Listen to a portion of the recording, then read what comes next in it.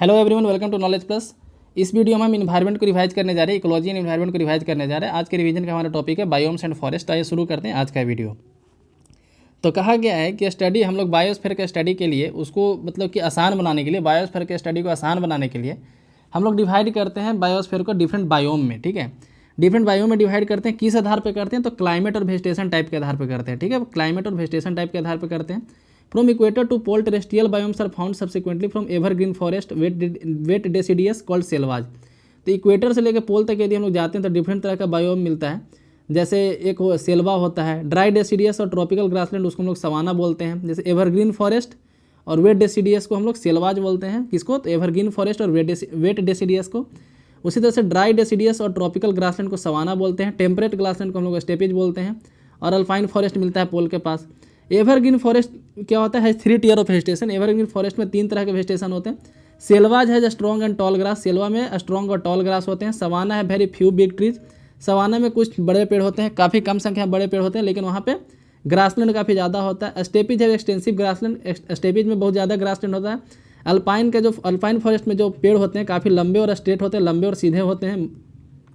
और aquatic biomes are divided into, aquatic biome को भी बांटा जाता है मैराइन में, इस्चुअरी में, फ्रेश वाटर बायोम, है ना।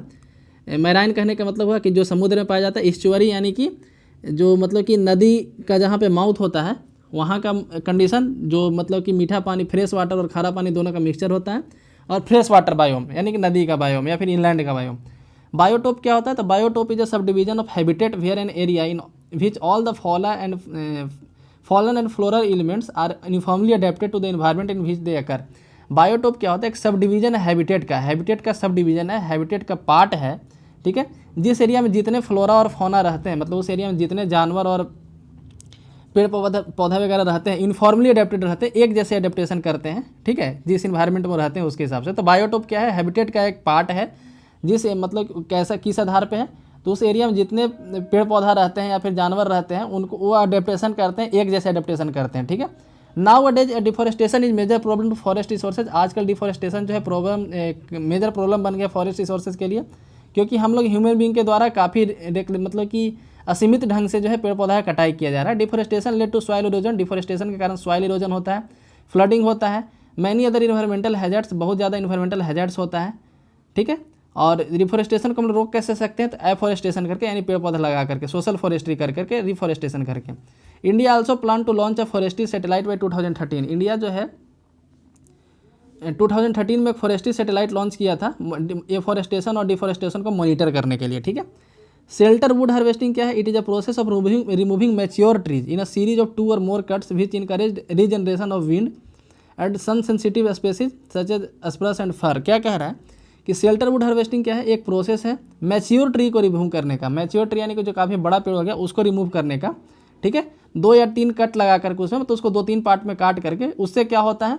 तो जैसे जो घना जंगल होता है उसमें पेड़ काफ़ी लंबे लंबे हो जाते हैं कोई कोई पेड़, इस कारण से धूप जो है नीचे नहीं आ पाता है। ठीक है, ऊपर में एक कैनोपी बन जाता है, जैसे इस पेड़ का पत्ता इतना दूर है, इस पेड़ का इतना दूर है, तो एक इमेजिनरी रूफ बन जाता है, जिस कारण से धूप नहीं आता। तो उसी लंबे पेड़ को काटने के लिए मतलब 2-3 जगह काट दिया जाता है ताकि इससे धूप और पानी नीचे भी आ सके। एग्रो फॉरेस्ट्री क्या है? तो agro forestry is a system of land use where woody perennials and deliberately use from the same land management unit annual agriculture crop और एनिमल आइदर सीक्वेंटली और simultaneously with an aim of obtaining greater output on a sustained basis. कह रहा है कि agro forestry क्या है? तो agro यानी कि एग्रीकल्चर और फॉरेस्ट्री यानी जंगल, तो एक लैंड यूज का एक सिस्टम है। एग्रो फॉरेस्ट्री क्या है? Is a system of land use, जहाँ पे लकड़ी मतलब कि लकड़ी के लिए पेड़ पौधा को उगाया जाता है और एग्रीकल्चर के लिए भी उगाया जाता है वहाँ पे पेड़ पौधा को, और दोनों एक साथ उगाया जाता है साइमल्टेनियसली। ठीक है, ताकि उससे जो है ग्रेटर आउटपुट मिल सके। तो लैंड यूज का ऐसा सिस्टम जहाँ पे लकड़ी के लिए भी पेड़ पौधा को रोपा जाता है और फसल के लिए भी रोपा जाता है, और दोनों एक ही साथ। ठीक है, food and agricultural organization listed agri silvicultural and agro pastoral agro silvi pastoral system as component of agro forestry system. Agro forestry system में क्या क्या आता है? तो जैसे एग्री पास्टोरल मतलब कि फसल भी, एग्रीकल्चर भी, और पास्टोरल यानी कि चारा के लिए भी। ठीक है, इसी तरीके से और भी डिफरेंट सिस्टम इस तरीके से उसके द्वारा बांटा गया है फूड एंड एग्रीकल्चरल ऑर्गेनाइजेशन के द्वारा। ये रेड क्या है? REDD एक ऑर्गेनाइजेशन है, सॉरी एक प्रोग्राम है यूनाइटेड नेशन का। ठीक है, even program of reducing emission from deforestation and forest degradation. In developing countries. तो डेवलपिंग कंट्रीज में फॉरेस्ट का जो डिग्रेडेशन हो रहा है और डिफॉरेस्टेशन हो रहा है, उसके कारण से जो इमिशन बढ़ रहा है उसको कम करने के लिए रेड प्रोग्राम चलाया गया यूएन के द्वारा। ठीक है, रेड प्लस क्या है, इससे आगे जाता है। ठीक है, इसमें सिर्फ इमिशन को नहीं रोकना, मतलब इमिशन को रोकना तो काम है ही, इससे ज़्यादा काम है सस्टेनेबल मैनेजमेंट करना, फॉरेस्ट को इन्हेंस करना, है ना, मतलब एफॉरेस्टेशन को इन्हेंस करना, कंजर्वेशन करना। तो इससे रेड प्लस में आता है।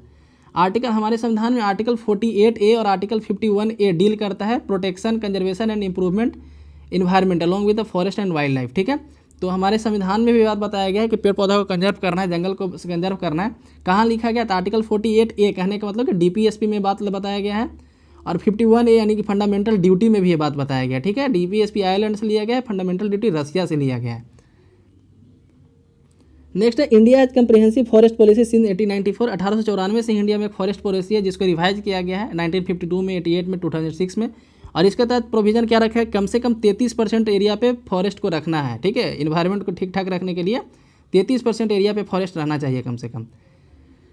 Annual per hectare productivity of Indian forest is 7.5 cubic feet compared with 145 cubic feet in France. तो क्या कह रहा है कि जो पर हेक्टेयर जो एनुअल प्रोडक्टिविटी है फॉरेस्ट का, मतलब कि फॉरेस्ट से कितना प्रोडक्ट मिल रहा है, कितना फ़ायदा हो रहा है, यदि उसको देखा जाए तो इंडिया का कितना है? 7.5 क्यूबिक फीट, जबकि फ्रांस में 145 है, 92.5 है जापान में, 18 क्यूबिक फीट है यूएसए में। That is why despite having 23% of total surface area, हमारे यहाँ सरफेस एरिया का लगभग 23% फॉरेस्ट है। ठीक है, forest conversation net national product is barely 2%, मतलब कि 23% टोटल सरफेस एरिया के बावजूद हमारे यहाँ जो नेट नेशनल प्रोडक्ट है उसमें फॉरेस्ट का मात्र 2% ही योगदान है। ठीक है, नेट नेशनल प्रोडक्ट क्या होता है? तो जीडीपी में से ग्रॉस डोमेस्टिक प्रोडक्ट में से माइनस किया जाता है विदेशी का जो मतलब कि इनकम हुआ है, माइनस जितना सब्सिडी दिया गया है या फिर जितना मशीन का बर्बादी हुआ है, ये सब को हटाया जाता है तो नेट नेशनल प्रोडक्ट मिलता है। ठीक है, यहाँ पे डिफरेंट टर्म आता है, तो इकोनॉमिक्स का टर्म हो गया, जीडीपी आता है, एक जीएनपी आता है। यदि जीडीपी में से हम लोग माइनस कर दें, जो जैसे जीडीपी में क्या होता है, जितना प्रोडक्शन हुआ है उसका कॉस्ट ऐड किया जाता है ना। जीडीपी में क्या किया जाता है? तो प्रोडक्शन का कॉस्ट, फाइनल प्रोडक्ट का कॉस्ट ऐड किया जाता है, लेकिन प्रोडक्ट बनाने में कुछ भी लागत लगा है ना, उसके बनाने में मशीन लगा है तो मशीन ख़राब हुआ है, उसका पार्ट चेंज करना पड़ा है, उसको माइनस करेंगे। गवर्नमेंट के द्वारा जो सब्सिडी दी गया है उसको माइनस करेंगे। ठीक है, मतलब जो भी खर्च आया है, यदि आप 20 रुपये में किसी सामान को बेच रहे हैं तो उस सामान को बनाने में भी 12 रुपया यूज हुआ था, तो हमारे यहाँ फ़ायदा तो 8 ही रुपया हुआ है। तो जीडीपी में क्या काउंट होता है? जीडीपी में 20 रुपया काउंट होता है, लेकिन उसमें जो भी खर्च आया था उसको माइनस कर देने पे जो क्या बचता है? जीएनपी बचता है, ग्रॉस नेशनल प्रोडक्ट। ठीक है, तो जीएनपी में से क्या माइनस करेंगे? जीएनपी में से जो विदेशियों लोगों के द्वारा इंडिया में प्रोड्यूस किया गया है उसको माइनस कर देंगे, तब एनएनपी बचेगा। ठीक है, और जीडीपी में से विदेशी वाला को माइनस कर देंगे, फॉरेन कंट्रीब्यूशन को माइनस कर देंगे, तो हमारे पास बचेगा एनडीपी, नेट डोमेस्टिक प्रोडक्ट। ठीक है, तो जीडीपी का होता है एनडीपी और जीएनपी का होता है एनएनपी। तो वही एनएनपी में मात्र 2% फॉरेस्ट का योगदान है इंडिया में।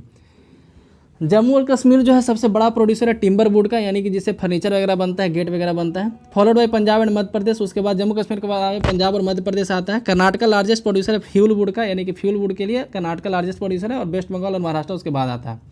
मध्य प्रदेश में सबसे ज़्यादा एरिया कवर है फॉरेस्ट का, जबकि परसेंटेज में देखा जाए तो मिजोरम के पास है, यानी कि एरिया के आधार से देखा जाए तो मध्य प्रदेश के पास सबसे बड़ा एरिया है फॉरेस्ट का, जबकि परसेंटेज पे देखा जाए तो मिजोरम के पास सबसे बड़ा एरिया है। Maximum proportion of forest cover in India is tropical and dry deciduous. India में सबसे ज़्यादा ट्रॉपिकल फॉरेस्ट है और ड्राई डेसिडियस फॉरेस्ट है। मैंग्रोव्स क्या होता है? तो mangroves cover number of forest ecosystem. तो मैंग्रोव्स में कई तरह के फॉरेस्ट इकोसिस्टम होते हैं, जिसमें कॉमन फीचर होता है high water quality, flooding at regular interval in many coastal area. Mangroves mainly coastal area में पाए जाते हैं, जैसे गल्फ ऑफ कच्छ। ठीक है, mangroves are substitute for fodder. Gulf of Kutch के रीजन में जो मैंग्रोव्स पाए जाते हैं जानवर के लिए चारा के काम करता है। Mangroves reduce pressure for scarce pasture land. तो इस तरह से मैंग्रोव हमारे कई फायदे में आते हैं, जैसे यदि मैंग्रोव्स नहीं होता तो उधर पास्चर लैंड अलग से बनाना पड़ता है जानवर के चारागाह के लिए, लेकिन मैंग्रोव्स के होने के कारण चारागाह बन जाता है। मैंग्रोव स्पीसीज के एक पेड़ में से टैनिन निकाला जाता है। Tannin is extracted from the bark of some mangrove trees. Indian mangrove tree have 35% tannin in their bark which is higher compare to the other countries. ठीक है, बिलियन ट्री प्रोग्राम जो है, बिलियन ट्री प्रोग्राम यानी 1 billion tree programme launch किया गया है UNEP के द्वारा, यानी United National economic environmental program के द्वारा लॉन्च किया गया है, and world agro forestry center के द्वारा। और नॉन लीगली बाइंडिंग ट्रीटी जो है नॉन बाइंडिंग है, नॉन लीगली बाइंडिंग है। International instrument for sustainable development of all type of forest was agreed as most important component global forest policy by all member countries of United Nation. United Nation के जितने member country उसके द्वारा global forest policy तय किया गया था, उसके तहत जो है यूएनईपी और वर्ल्ड एग्रो फॉरेस्ट्री मिल करके बिलियन ट्री प्रोग्राम लॉन्च किया था, मतलब कि 1 बिलियन ट्री लगाने का प्रोग्राम लॉन्च किया था। फॉरेस्ट कंजर्वेशन एक्ट लाया गया था हमारे कंट्री में 1980 में। The earlier act gave the government and forest department power to create reserve forest, a right to use reserve forest for government use alone. It also locate protected forest in which the use of resources by local people was controlled. कहने का मतलब है कि 1980 में forest conservation act लाया गया था। इससे क्या होता तो गवर्नमेंट और फॉरेस्ट डिपार्टमेंट को अधिकार दिया गया था रिजर्व फॉरेस्ट बनाने के लिए, यानी कि national park, wild life sanctuary, biosphere reserve ये सब बनाने के लिए। और रिजर्व फॉरेस्ट का यूज़ सिर्फ गवर्नमेंट के द्वारा किया जाना था, ऐसा उसमें पावर दिया गया कि रिजर्व फॉरेस्ट का यूज़ सिर्फ गवर्नमेंट करेगा, यहाँ तक कि वहाँ का लोकल पीपल भी रिसोर्स का यूज़ नहीं करेगा, ठीक है, या फिर करेगा तो कंट्रोल्ड मैनर में करेगा, ठीक है। It also created protected forest in which the use of resources by local people was controlled, ठीक है। Act was amended in 1980। तो एक्चुअली फॉरेस्ट कंजर्वेशन एक्ट जो है 1980 में अमेंडमेंट किया गया था, इसके पहले ही ये एक्ट आया था। तो एक्ट को अमेंडमेंट किया 1980 में, जहाँ पे रियलाइज किया गया कि protecting forest for timber production alone was not acceptable. तो वहाँ पे रियलाइज किया गया कि सिर्फ टिम्बर प्रोडक्शन के लिए, लकड़ी को प्रोड्यूस करने के लिए, है ना, सिर्फ फर्नीचर के लकड़ी के लिए फॉरेस्ट को प्रोटेक्ट करना ये काफ़ी नहीं है। The other values of protecting the services that forest provide and its valuable assets such as biodiversity. तो उसके बाद ये मतलब कि ये सोचा गया कि जैसे बायोडाइवर्सिटी को करना, फॉरेस्ट एक्ट ओरिजिनल में 1927 का था, 1980 में इसको अमेंड किया गया था। तो जैसे और भी फॉरेस्ट जो भी हमको काम करता है उसको प्रोटेक्ट करना चाहिए, जैसे वैल्यूएबल एसेट्स बायोडाइवर्सिटी, ठीक है। और जैसे यहाँ पे देखा गया कि टिम्बर के चलते हैं ना, टिम्बर को हम लोग टिम्बर से अर्निंग के कारण हम लोग बायोडाइवर्सिटी को लॉस होते जा रहा है। जैसे पहले 1980 में 1927 में बनाया गया था रूल कि फॉरेस्ट को सिर्फ गवर्नमेंट यूज कर सकता है, और मतलब कि उसमें और यूज किस तरीके से, तो सिर्फ लकड़ी काटने का, क्योंकि पहले लकड़ी काटना काफ़ी बड़ा बिजनेस हुआ करता था ना, वो काफ़ी फायदा का बिजनेस हुआ करता था, ठीक है। तो 1980 में एहसास किया गया कि सिर्फ लकड़ी के लिए हम लोग जो है बायोडाइवर्सिटी को काफ़ी लॉस पहुँचा रहे हैं, इसलिए जो है नया लॉ लाया गया और फिर उसको भी कई बार अमेंडमेंट किया गया है, ठीक है। तो अब जो है लोकल लोगों को उसमें शामिल किया गया है यूज करने के लिए, कंट्रोल्ड मैनर में यूज करते हैं। एक होता है माइनर फॉरेस्ट प्रोडक्ट, जिसको MFP बोला जाता है, माइनर फॉरेस्ट प्रोडक्ट। तो इसमें क्या क्या आता है, तो जिससे पेड़ को कोई नुकसान ना हो और उससे लोगों को फ़ायदा हो, जैसे पत्ता चुनना है ना, तो पत्ता चुनने से पेड़ को जो गिरा हुआ पत्ता है सूख करके, उसको चुनने से क्या होता है, लोगों को फ़ायदा होता है, जलावन मिल जाता है फ्री का, ठीक है, और पेड़ पौधा को भी कोई नुकसान नहीं होता है, तो उसको माइनर फॉरेस्ट प्रोडक्ट बोलते हैं। पत्ता के सहारे बहुत सारा सामान भी आजकल बन रहा है ना, जैसे तेंदू पत्ता से एक बनाया जाता है, तेंदू लीफ से बीड़ी बनाया जाता है, ठीक है, इस तरीके से। तो ये था आज का हमारे रिवीजन बायोम्स एंड फॉरेस्ट के बारे में। वीडियो आपको कैसा लगा कमेंट सेक्शन में ज़रूर बताएं, और वीडियो को लाइक करें, चैनल को सब्सक्राइब करें। धन्यवाद।